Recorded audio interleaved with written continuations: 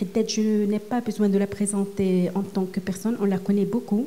Elle travaille à l'hôpital d'enfants de Rabat, au CHU. Et donc, c'est elle, il y a toujours une communication avec elle, en point de vue interprétation radiologique, que ce soit, quelle que soit l'imagerie. Donc, tout cela pour insister sur la communication clinicien, radiologue et au-delà. Donc, je ne tarde pas et on commence. Merci Madame Chkroun. Je tiens à remercier tout le monde et surtout l'association Apelli pour l'invitation. Alors, on va commencer par la radiographie pulmonaire. Alors, c'est un examen qu'il ne faut pas oublier puisque actuellement, on a les patients, les sujets ont beaucoup plus tendance à demander le scanner thoracique. Alors, la radiographie pulmonaire, c'est un examen qui est fréquemment utilisé dans des circonstances qui sont très variées. En fait, la face en inspiration représente l'incidence de base chez les enfants. Il faut connaître les éléments anatomiques, je vais y insister, pour être méthodique dans l'étude de la radiographie pulmonaire. Et il faut savoir que l'enfant, ce n'est pas un petit adulte qui est en miniature, il y a certaines particularités qu'on va voir par la suite. Alors, tout d'abord, il faut savoir que la radiographie standard, c'est un examen qui est accessible, il est facile et pas cher. Sa base, il repose sur les radiographies qui sont standards et l'irradiation, elle est beaucoup moins que le scanner et beaucoup moins que l'irradiation qu'on a naturellement, puisqu'une radiographie standard utilise 0,02 millisieverts alors qu'en extérieur, on a 2 millisieverts. Alors, sur la radiographie standard, elle permet de voir 4 tonalités. On a tout d'abord l'air qui est en noir. Ensuite, on a la graisse. Quand on a des enfants qui sont potelés, on pourra la voir. Juste après, on a la tonalité qui est tissulaire et liquidienne. On ne peut pas faire la différence entre les deux. Alors, par exemple, au centre du médiastin, on a le cœur et on a les gros vaisseaux. Et on a la tonalité calcique, c'est du blanc, qui est représentée par la cage thoracique. Alors, il faut savoir que la radiographie standard, elle présente certains inconvénients. Elle permet la projection des structures antérieures et postérieures et qu'elle a certaines limites, surtout dans l'étude des micronodules. Alors, en guise de plan, on va faire un petit rappel anatomique. Ensuite, les techniques de réalisation d'une radiographie standard, les différents critères de qualité d'une radio standard, comment on fait pour lire la radiographie pulmonaire de face et les principaux syndromes. Tout d'abord, on va commencer par le contenant. Le contenant qui est osseux, c'est ce qu'on appelle la cage qui est thoracique. Il est représenté par le sternum en avant. Latéralement, on va avoir les côtes et juste en arrière, on a le rachis. Alors, on a certaines variantes qui sont anatomiques, c'est les côtes qui sont surnuméraires, c'est une représentation en coupe coronale scanner, c'est les côtes surnuméraires qui sont cervicales, qui sont responsables d'un syndrome du défilé cervico-thoracique, comme ici on a un vaisseau qui traverse l'artère et on a une dilatation qui est en amont. Alors, ce qu'on voit chez les enfants, c'est les déformations qui sont thoraciques, à savoir le pectus excavatum, et les pédiatres nous demandent tout le temps de mesurer l'index de Haller, et on a le pectus qui est carinatum. Alors, ce qui nous intéresse, nous, c'est surtout le canton qui est viscéral, c'est-à-dire l'intérieur de la cage thoracique. Alors, au centre, il est représenté par le médiastin, on a le cœur avec les gros vaisseaux. Ensuite, on a la trachée, je l'ai schématisée en rouge ici, avec la carène et ses 2 branches. L'œsophage, il n'est pas visible, sauf si on fait une opacification digestive. Alors, autre, on a les nerfs, les ganglions, le thymus, je vais m'attarder juste après, et on a le hile. Le hile, c'est l'émergence des gros vaisseaux. Il faut savoir que le hile gauche, il est plus surélevé que le hile droit, parce qu'à gauche, on a l'artère pulmonaire gauche, et à droite, on a l'artère qui est interlobaire droite. Alors, la trachée, elle diffère chez le nourrisson. Elle est rectiligne à l'inspiration et il a une petite forme qui est en baïonnette à concavité inférieure gauche à l'expiration. Alors, il faut avoir une puce à l'oreille, c'est que toute trachée médiane ou a fortiori à gauche, il faut suspecter l'existence d'une anomalie des arcs aortiques. Alors, on passe maintenant au thymus. On a ce qu'on appelle le signe de la vague. C'est quand on a, je vais vous montrer par le schéma, c'est quand on a un thymus qui s'insinue entre les côtes, c'est le signe de la vague. Alors, les ondulations, là, on a schématiquement un enfant de 18 mois où on a un élargissement médiastinal et remarquez les ondulations en intercostale, ça, c'est le thymus. Alors, là, on a un débord qui est médiastinal gauche, réalisant le signe de l'ambre. Là, c'est toujours le thymus. Alors, on a le troisième signe, c'est le signe de la voile. C'est une opacité qui est triangulaire à basse régulière. Donc, on a le troisième aspect du thymus. le signe de la voile, c'est une expansion qui est triangulaire latérale droite. Alors là, c'est un enfant de 5 ans. Sur la radio thoracique, on a une persistance d'une opacité médiastinale thymique. Ça, c'est un patient qui a été suivi pour chimiothérapie.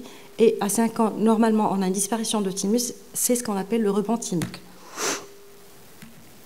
Alors, le 4e signe de thymus, c'est ce qu'on appelle le noche. C'est une petite incisure entre le thymus et le bord droit du poumon. Là, c'est une rupture qui est plus ou moins harmonieuse avec une opacité qui est cardiaque.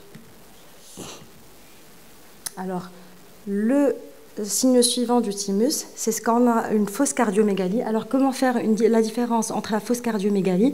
On remarque qu'on a le hile qui est pulmonaire avec visibilité de la branche souche gauche et la branche souche droite. Alors là, on a un élargissement médiastinal supérieur chez un enfant de 16 mois qui donne un aspect qui est en cheminée. Alors, le signe suivant du thymus, c'est l'aspect qui est en béret, c'est une opacité qui est apicale gauche, avec un bord qui est inférieur, qui est très net, qui disparaît après l'expiration. Alors, le dernier signe du thymus, c'est l'aspect de voile de Spie. C'est sur une situation qui est pathologique. C'est schématiquement, on a un aspect qui est triangulaire ici du thymus. Alors, le dernier signe, c'est le signe de l'aigle de d'ange du thymus. On a l'impression que c'est un thymus qui est volant de part et d'autre du médiastin. Alors, quand on passe il faut voir les analyses des contours qui est primordial. Alors, on va commencer par à droite. On a le bord qui est droit inférieur, il est schématiquement fait par l'oreillette qui est droite. Il est surplombé par l'arc supérieur droit qui est fait de la veine cave supérieure. Ensuite, à gauche, on a une petite dépression, c'est le bouton aortique. Alors, juste après, on a l'arc moyen qui est fait par le tronc qui est pulmonaire, qui doit être toujours qui est plat et jamais convexe. Et l'arc inférieur, il est fait par le ventricule gauche. Alors, on passe après au contenu viscéral qui nous intéresse. Il est formé par les 2 poumons, latéralement. Alors, on a le poumon qui est droit, il est formé par les 3 lobes, par une réflexion des scissures viscérales. On en a 2, la grande scissure et la petite scissure. Et ensuite, on a le poumon qui est gauche. On a le lobe qui est supérieur et le lobe inférieur. Des fois, on peut avoir des variantes qui sont anatomiques. On peut avoir une petite scissure à gauche et on va avoir 3 lobes à gauche. Alors, on passe à l'anatomie segmentaire du poumon. Il faut savoir que le poumon il est divisé en lobes, ensuite en segments et sous-segments, et par la suite par des lobules. Et l'arbre branchi, il est fait par 2 branches, lobaires segmentaires et sous-segmentaires. Alors, l'unité fonctionnelle du poumon, c'est le lobule de Miller. Ça, tout le monde le connaît. Alors, pour le lobule du Miller, au centre, on a l'artère et les branches. Et en périphérie, on va avoir les vaisseaux qui sont lymphatiques et les veines. Alors, comment on réalise une radiographie standard chez l'enfant? En général, on privilégie la technique qui est de face. On réalise l'incidence qui est postéro-antérieure et en inspiration forcée à partir de 5-6 ans. Et l'incidence qui est antéro-postérieure chez le petit enfant avec une contention. En général, le torse il est plaqué contre le mur pour ne pas avoir une projection du cœur et ne pas simuler une cardiomégalie. Alors, pour le profil, l'enfant il est debout, côté gauche contre la plaque, toujours pour éviter la cardiomégalie. Il fait une inspiration profonde et on a les omoplates qui sont dégagées ou bien les humérus qui sont dégagés. Alors, on passe aux critères de qualité. Alors, tout d'abord, au milieu, on a la ligne des épineuses. Il y a 5 critères de qualité. La ligne des épineuses, on va avoir une équidistance par rapport aux clavicules. On doit avoir une symétrie des 2 poumons. La radiographie thoracique doit tenir de l'apex tout le poumon jusqu'au niveau des cul-de-sac de Douglas. Ensuite, qu'est-ce qu'on va avoir? Remarquez bien, au centre, on a une ligne qui est qui est un petit peu noirâtre. C'est la ligne para-asico-œsophagienne et signe une expiration qui est parfaite avec un rachis qui est postérieur. Et le 5e critère de qualité, c'est une inspiration profonde. Comment on la voit? Il faudra avoir au minimum 6 à 7 côtes qui traversent le diaphragme. Alors, les 4 côtes antérieures, on a la première côte, 2e, 3e, 4e, 5e, 6e. Elles traversent le milieu du diaphragme.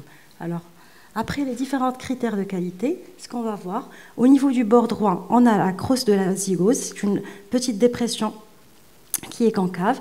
Ensuite, il faut analyser la ligne paravertébrale droite.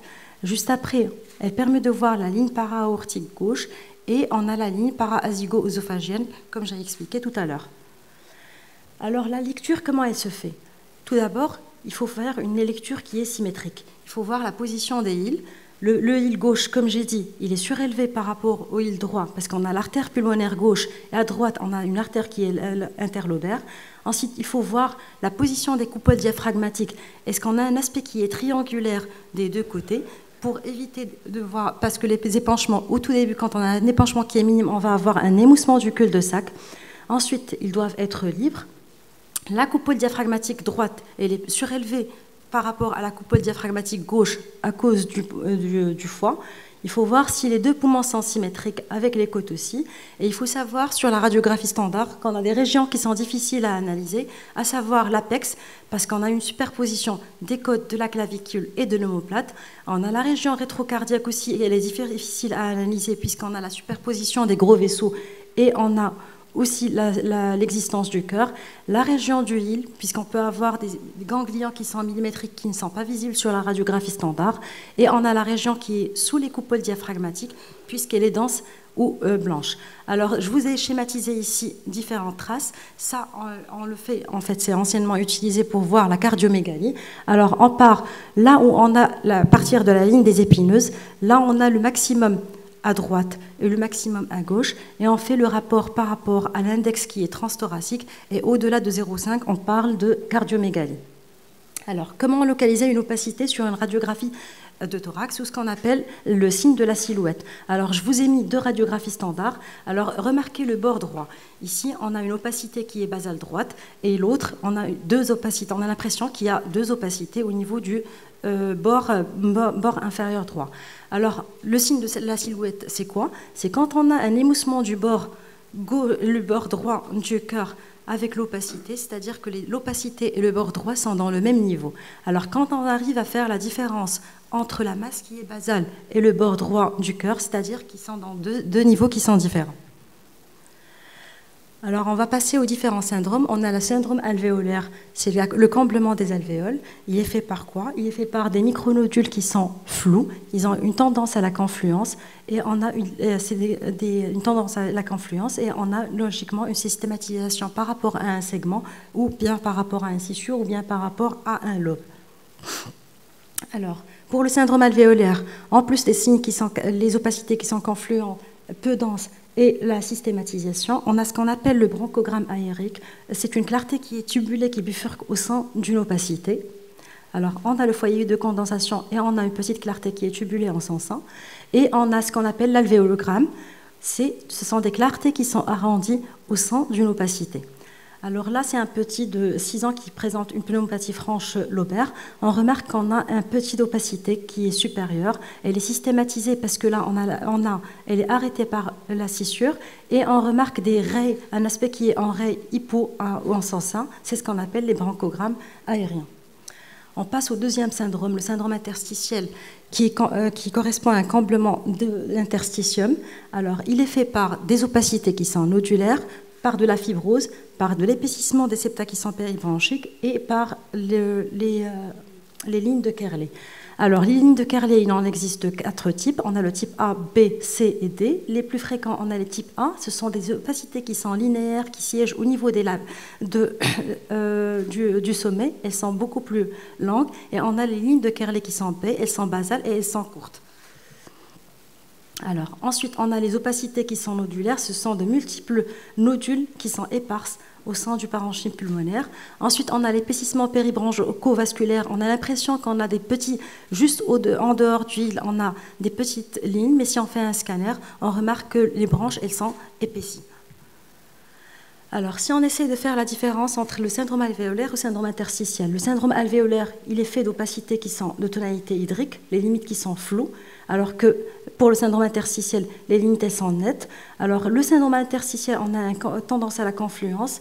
On a un bronchogramme ou alvéologramme qui est aérique et l'évolution qui est rapide. Pour le syndrome interstitiel, il est fait de l'opacité qui sont linéaires, les lignes de Kerley, les nodules, le verre dépoli et ensuite la fibrose. Ensuite, on a le syndrome nodulaire. Il faut savoir que les limites, je l'avais dit au départ, de la radiographie pulmonaire, ce sont les nodules. Alors, on distingue les micronodules, c'est inférieur à 3 mm. Au-delà de 3 mm, on part de nodules et de masse à partir de 3 cm. Alors, pour les micronodules, on n'arrive pas à les voir sur la radiographie standard, d'où l'intérêt de faire un scanner. Donc, au-delà de 1 cm, on peut voir les nodules sur la radiographie standard. Là, on a l'image qui est en lâcher de ballon. On a plusieurs nodules qui sont arrondis de part et d'autre et de façon bilatérale au niveau des deux poumons. Alors, j'ai parlé de masse aussi. C'est une grosse patate qui siège. Ici, on a une grosse masse de tonalité hydrique au niveau lobaire supérieur. Le syndrome suivant, c'est le syndrome qui est cavitaire. Alors, il peut s'agir soit d'aspergillose, soit d'abcès ou bien d'un kyste hydatique. Alors, on a différentes formes de cavités. On peut avoir une cavité qui est à paroi fine. On peut avoir une paroi qui est épaissie. Une cavité avec un niveau qui est hydroahurique, c'est dans le cadre des KH. Ou bien on peut avoir de multiples cavités qui sont groupées. Alors ensuite, on passe au prochain syndrome. C'est un petit qui présente de 15 ans qui est asthmatique. Alors, ce qu'on remarque, à partir du IL, on remarque d'un aspect qui est en rail ici, c'est ce qu'on appelle un syndrome bronchique. Alors, le syndrome bronchique, il est fait de l'épaississement des septa qui sont péribronchiques et on a aussi une dilatation des bronches qui peut être soit variqueuse, moniliforme ou bien cylindrique. Alors, les atelectasies. L'atelectasie, c'est une réduction du volume pulmonaire par un collapsus des alvéoles. On a un déplacement de la scissure qui devient concave vers le parenchyme qui est sain et on a une attraction des différentes structures du côté contralatéral. Alors, le syndrome suivant, c'est le syndrome qui est pleural. C'est l'existence d'air de liquide de calcification au sein de la plèvre. Alors, on a en général la plèvre pariétale, elle est indemne, et on a une plèvre qui est viscérale, qui est pleine. On peut avoir soit un épanchement de faible abondance, comme j'ai dit tout à l'heure, on va avoir un petit émoussement de la formation qui est triangulaire en bas, soit on va avoir un épanchement de faible abondance. On a ce qu'on appelle la ligne de Damoiseau, c'est une ligne qui est concave vers le haut. Soit quand on a un épanchement de grande abondance, on va avoir un poumon qui est blanc, ou bien un épanchement qui est cloisonné. C'est schématisé ici. Alors, on passe au plus grand syndrome, c'est le syndrome médiastinal. C'est quoi? C'est l'existence d'une masse ou de calcification au sein du médiastin. Alors, comment on fait la distinction d'un syndrome médiastinal par rapport aux différents autres syndromes? C'est une opacité de tonalité hydrique. Alors, dans le bord externe, il est concave vers le poumon, et dans le bord interne, il est noyé dans le médiastin. Alors, il faut avoir en tête plusieurs signes pour différencier les différentes masses médiastinales. On a parlé tout à l'heure du signe de la silhouette, c'est que quand on a deux masses qui se superposent et on n'arrive pas à faire la différence, elles sont dans le même plan. Quand on arrive à faire la différence entre les deux, c'est qu'une est antérieure et l'autre est postérieure. Alors ensuite, on passe au signe cervico-thoracique. Le signe cervico-thoracique, c'est quoi? Alors on fait attention à la clavicule. Alors quand on a une masse avec le bord supérieur qui passe au-delà de la clavicule, c'est-à-dire que la masse elle est postérieure. Quand on a une masse de tonalité hydrique dans le bord supérieur s'arrête juste au-dessus de la clavicule, c'est une masse qui est antérieure. Alors quand ça dépasse la clavicule, c'est une masse qui est postérieure. Quand elle s'arrête net au niveau de la clavicule, c'est une masse qui est antérieure. Alors le troisième signe, c'est le signe thoraco-abdominal. Alors je vous ai mis schématiquement deux radios. Alors remarquez sur la première, on a une masse de tonalité hydrique. Alors le bord inférieur, il part vers le rachis. Le bord inférieur, il s'écarte du rachis. Et sur la deuxième radiographie, sur la deuxième radio, on a le bord qui est interne qui rejoint le rachis. Alors, sur le premier cas, dès qu'on a une masse dans le bord, il s'écarte du rachis, c'est-à-dire que la masse, elle est thoraco-abdominale. Alors, si elle rejoint le rachis, c'est-à-dire que la masse, elle est thoracique. C'est bon? Alors, dès qu'il s'écarte, c'est une masse qui est thoraco-abdominale. Alors, dès qu'il il rejoint le rachis, c'est une masse qui est thoracique. Alors, on a le signe de la convergence ou signe du croisement. Alors, ça, c'est au niveau du île. On a le île qui est pulmonaire, où on a l'artère pulmonaire gauche ou bien l'artère qui est interlobaire droite. Alors, je vous ai mis deux masses qui sont pulmonaires, alors sur deux masses médiastinales. Alors, sur la première masse, on remarque qu'on arrive à voir les vaisseaux à travers la masse. Alors que sur le deuxième, on a une masse, les vaisseaux ils s'arrêtent net au niveau de l'opacité, on n'arrive pas à faire la différence entre la continuité des vaisseaux au-delà de la masse. Alors là, on a, pour le signe de la convergence, c'est une grosse artère pulmonaire avec l'émergence des vaisseaux. Là, c'est une masse médiastinale. Alors, on passe aux différents cas cliniques. C'est un petit de 15 ans qui présente une fièvre, toux, amaigrissement. Alors, on va commencer par ce qui est facile. Je vous laisse la parole. Non, ce que vous voyez sur les radios.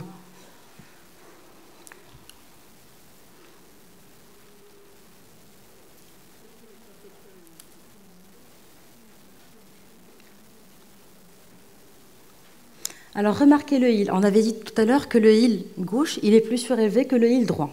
Alors ici, on a le île droit qui est plus surélevé que le île gauche, c'est-à-dire qu'on a un petit problème ici. Probablement, c'est une adénopathie. D'accord?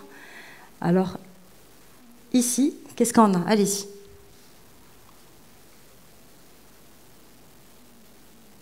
On a un aspect qui est en raie. C'est les structures qui sont tubulées, d'accord, de part et d'autre. C'est un épaississement des septa péribranchiques. Alors, est-ce que vous voyez des images cavitaires ou bien des nodules?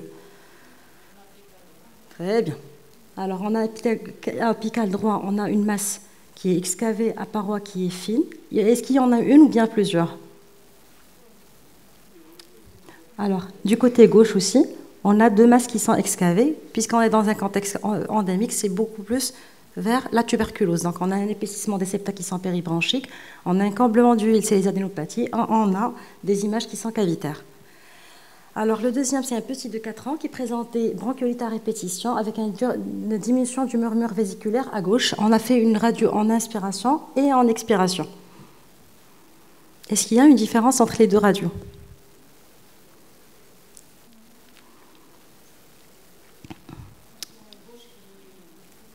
Très bien. Alors, on a un poumon gauche qui est plus noir en expiration. Ça signe le piégeage à gauche.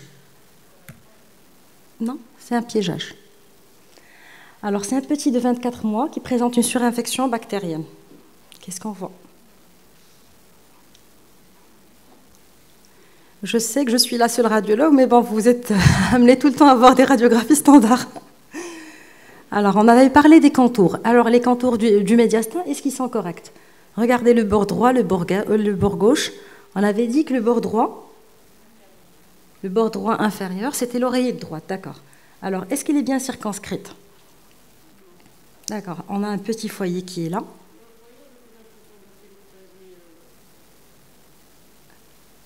Oui. Au niveau bas. Très bien. Alors, quoi d'autre?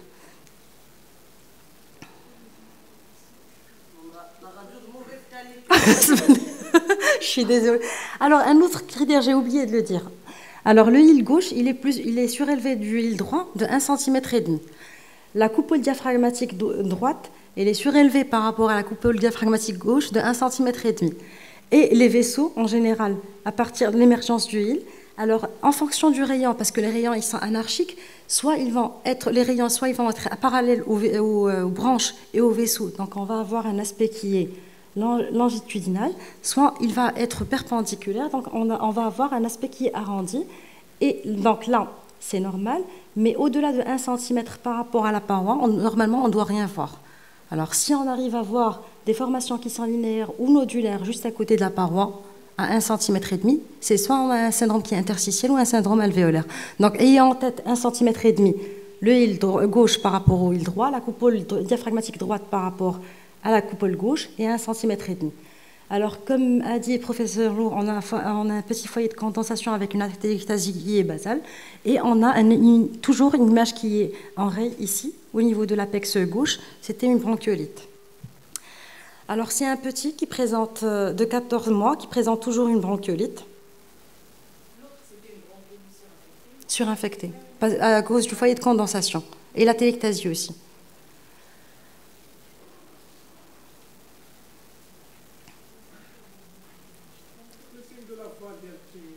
Très bien. C'est un sinus qui est normal, d'autant plus que notre patient il a 14 mois. Très bien. On a une horizontalisation des côtes. Très bien. Et quoi d'autre? ici, l'œil gauche il est lent et l'œil droit il est lent. Alors, je vous ai dit que ça s'arrête à partir de 1,5 cm. Il y a un syndrome branchique. Il y a un syndrome qui est branchique, c'est un petit qui était asthmatique. Alors ça, c'est un petit de 6 ans qui avait une fièvre avec les douleurs thoraciques droites. Alors, on a un poumon qui est blanc et quand on a fait le scanner, on a un épanchement de grande abondance. Alors, il faut savoir qu'un poumon blanc ne veut pas dire épanchement. Il peut s'agir soit d'une atteinte qui est pariétale, soit d'une atteinte qui est pleurale. Alors, c'est un petit de 3 ans qui présente des douleurs osseuses. Alors, je vous ai mis une image d'IRM et une image de radiographie standard. Alors, si on fait abstraction de l'IRM,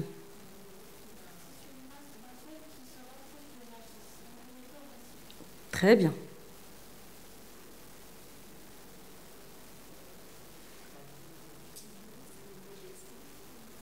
Bravo.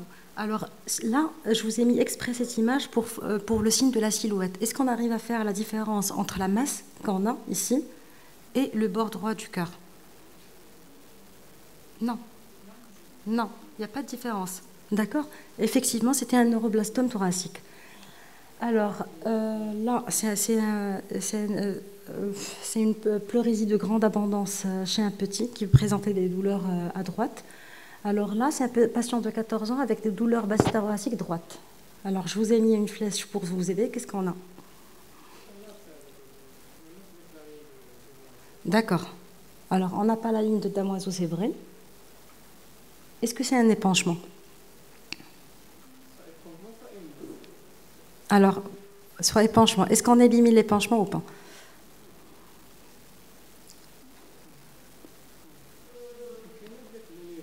Il n'y a pas de niveau, oui. La ligne de damoiseau quand on a un épanchement de faible abondance. Ici? D'accord. Alors, le cul-de-sac, est-ce qu'il est émoussé? Il y a un petit émoussement du cul-de-sac, oui. Alors, l'épanchement qui est cloisonné, soit il va, ou bien enquisté, normalement, il doit suivre les scissures. Soit la petite scissure qu'on arrive à voir ici, en imagé en fait ici, soit au niveau pariétal. Là, on a une masse qui est vasithoracique droite. Alors, on a fait le scanner, c'était une masse qui est tissulaire, centrée, avec une lise osseuse, c'était un sarcome d'Ewing. Alors, c'est un petit de 3 ans.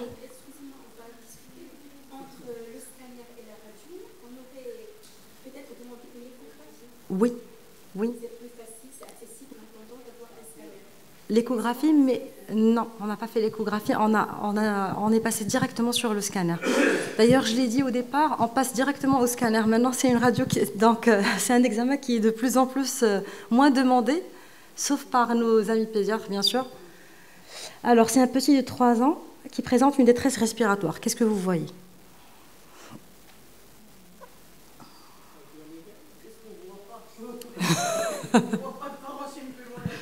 D'accord.